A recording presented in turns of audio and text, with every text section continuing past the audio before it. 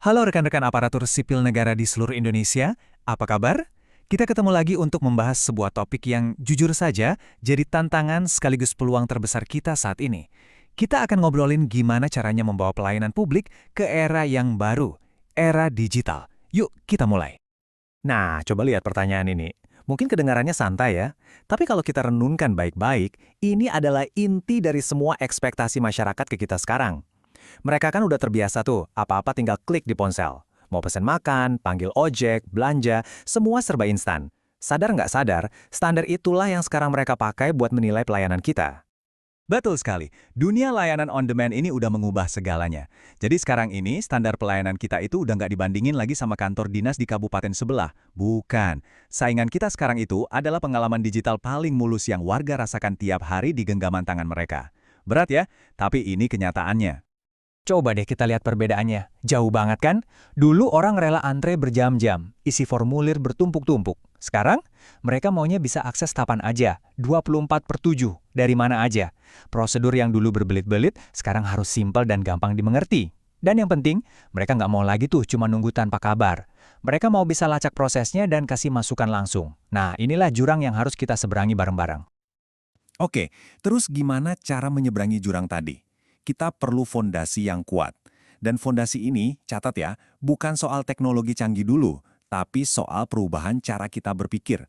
Yuk kita masuk ke bagian pertama, pola pikir digital first. Jadi, apa sih digital first itu? Gampangnya gini deh, setiap kali kita mau bikin atau memperbaiki sebuah layanan, pertanyaan pertama di kepala kita harusnya, gimana ya versi digitalnya? Bukan lagi mikirin loket dulu, baru website sebagai tambahan. Justru sebaliknya, digital jadi yang utama, yang lain jadi pendukung. Nah, ini poin yang krusial banget. Digital first itu bukan cuma mindahin formulir kertas jadi file PDF terus diupload ke website. Bukan, itu namanya digitalisasi, bukan transformasi. Transformasi itu artinya kita berani bongkar total prosesnya. Kita berani bertanya, kalau layanan ini dibikin dari nol untuk zaman sekarang, untuk pengguna smartphone, bakal kayak gimana ya bentuknya? Itu baru namanya memikirkan ulang. Kalau kita bicara soal digital, pasti kita sering dengar dua istilah ini, UI dan UX. Biar gampang, gini aja. UI atau User Interface itu wajahnya aplikasi kita. Soal warna tombolnya, jenis hurufnya, kelihatan bagus atau enggak. Nah, kalau UX atau User Experience itu rasanya. Pas dipakai, alurnya bikin bingung nggak? Pengguna frustrasi atau malah merasa gampang banget? Keduanya ini penting banget. Analogi ini keren banget sih. Coba bayangin kantor pelayanan kita itu super rapi, bersih, petunjuk arahnya jelas banget di mana-mana, warga yang datang pertama kali pun gak bakal bingung harus ke loket mana. Nah, UI UX yang hebat itu persis kayak gitu, tapi semuanya ada di layar ponsel. Intuitif, jelas, dan gak bikin pusing. Ini nih contoh perjalanan pengguna yang ideal. Coba bayangin, warga mau urus KTP. Pertama, login gampang, mungkin pakai sidik jari. Kedua, pilihan layanannya jelas, nggak tersembunyi.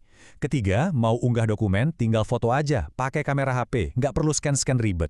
Dan terakhir, yang paling penting, ada pelacakan status yang real time. Jadi dia tahu, oh berkas lagi diverifikasi, oh KTP lagi dicetak, oke KTP siap diambil. Kebayangkan betapa tenangnya warga kalau prosesnya setransparan ini? Oke, fondasi pola pikirnya udah. Sekarang, kita perlu mesin yang kuat buat menjalankan itu semua. Nah, mesinnya ini adalah data dan teknologi. Inilah yang jadi motor penggerak di balik layanan publik yang modern dan efisien. Dulu mungkin kita sering membuat kebijakan atau layanan berdasarkan asumsi atau kebiasaan. Kayaknya warga butuh ini deh, atau biasanya juga begini. Nah, sekarang kita harus bergeser. Kita membuat keputusan berdasarkan data. Kita pakai bukti nyata dari lapangan, dari umpan balik warga, untuk merancang layanan yang benar-benar mereka butuhkan, bukan lagi pakai kira-kira. Dan disinilah kekuatan data yang sesungguhnya. Coba bayangkan, kita bisa mendengar suara jutaan warga sekaligus. Setiap rating bintang 1 di aplikasi, setiap komentar di media sosial, setiap keluhan yang masuk, itu semua adalah data. Itu semua adalah masukan yang berharga. Tugas kita adalah mengubah semua suara itu menjadi perbaikan yang nyata. Nah, data-data ini datangnya dari mana aja? Ya dari banyak sumber.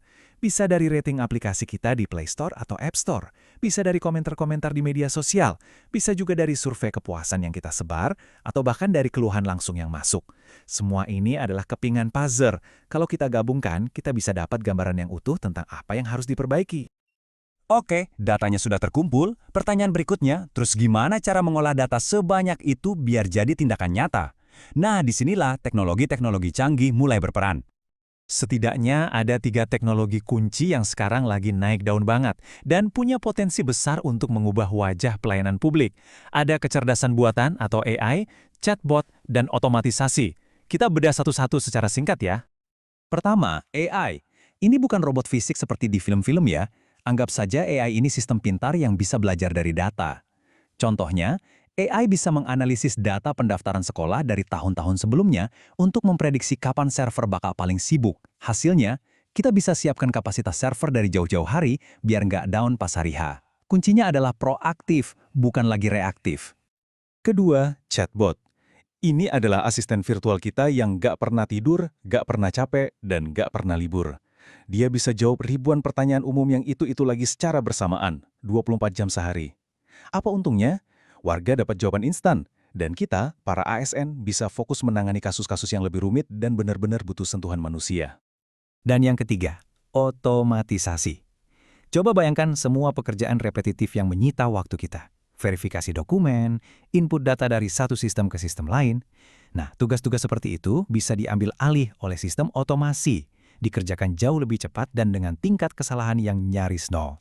Ini bukan cuma mempercepat layanan ke warga, tapi juga membebaskan kita dari pekerjaan yang monoton dan membosankan. Nah, sekarang kita sampai di bagian yang paling penting dari semuanya. Kita sudah bahas pola pikir, sudah bahas teknologinya, terus apa hubungannya semua ini dengan Anda, dengan saya, dengan kita semua sebagai seorang ASN? Mari kita bawa semuanya kembali ke diri kita masing-masing. Penting banget untuk kita ingat, AI, chatbot, otomatisasi, itu semua bukan untuk menggantikan kita. Sama sekali bukan. Anggap semua itu sebagai alat bantu super di zaman sekarang. Dulu ada mesin tik, sekarang ada komputer. Nah, anggap saja teknologi ini adalah versi upgrade dari komputer kita yang membantu kita menjalankan misi utama kita, yaitu melayani masyarakat dengan cara yang jauh lebih efektif. Lihat deh tabel ini. Ini merangkum evolusi peran kita dengan sangat baik. Karena ada otomatisasi dan AI, kita bisa jadi pemecah masalah yang lebih cepat. Karena banyak pekerjaan rutin yang hilang dan kita punya data, kita punya lebih banyak waktu untuk jadi penasehat yang lebih empatik, yang benar-benar mendengarkan. Dan yang terpenting, dengan pola pikir digital first, kita semua, tanpa terkecuali, bisa menjadi inovator yang proaktif. Coba kita resapi kalimat ini bareng-bareng. Pada akhirnya, semua ini bukan soal biar kita kelihatan keren, canggih, atau digital. Bukan itu tujuannya. Ujung-ujungnya cuma satu, melayani masyarakat dengan lebih baik. Teknologi ini hanyalah alat, hanyalah jalan. Tujuannya tetap manusia, yaitu warga yang kita layani. Sebagai penutup, saya ingin meninggalkan satu pertanyaan untuk kita semua renungkan. Transformasi besar seperti ini nggak terjadi dalam semalam. Semuanya dimulai dari langkah-langkah kecil.